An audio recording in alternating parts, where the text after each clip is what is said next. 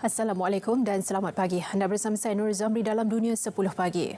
Setiausaha Agung Pertubuhan Bangsa Bersatu PBB Antonio Guterres malam mengumumkan penubuhan panel bebas bagi menilai UNRWA agensinya yang ditugaskan untuk membantu pelarian Palestin.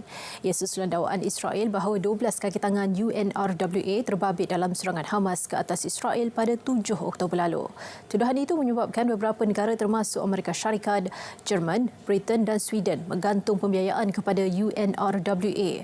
Panel bebas baharu akan diketuai bekas Menteri Luar Perancis Catherine Colonna yang akan bekerjasama dengan 3 organisasi pendidikan Eropah. Siasatan akan menilai sama ada UNRWA memastikan berkecuali dan seterusnya bertindak balas terhadap dakwaan pelanggaran serius.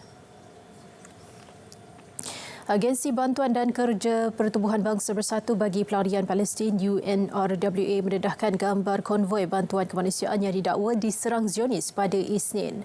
Kesemua gambar berkenaan dikongsikan pengarah UNRWA di laman sosial X. Kesemua truk yang dibedil ketika itu membawa bantuan makanan.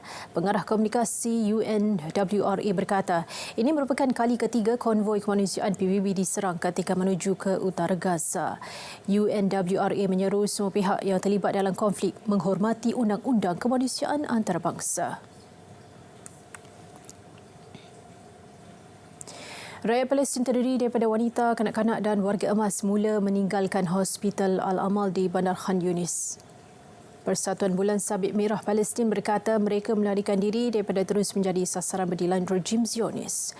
Kereta kebal Israel memasuki Khan Yunis sejak 2 minggu lalu. Ini sekaligus memaksa ratusan ribu penduduk yang berlindung di bandar itu mendapatkan perlindungan di lokasi lain.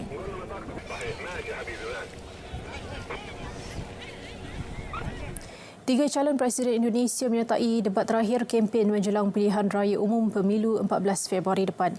Dalam perbahasan pada Ahad malam, masing-masing cuba mengetengahkan pelbagai janji serta dasar mereka sekiranya terpilih nanti.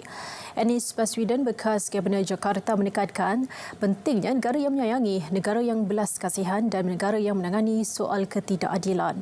Selain menguatkan yang lemah tanpa melemahkan yang kuat. Menteri Pertahanan Prabowo Subianto pula dipetik sebagai berkata, sekiranya menerima mandat dari rakyat, beliau akan menjadi Presiden untuk semua rakyat Indonesia. Beliau dikatakan sedang mendahului tinjauan pendapat ke setakat ini. Bekas Kabinet Jawa Tengah Ganjar Pranowo pula berkata, negara itu harus menjaga proses politik demokrasi dengan baik dan menentang politik dinasti dengan mendakwa kepentingan keluarga diutamakan berbanding negara. Tempoh bertenang dijadual bermula 11 hingga 13 Februari ini.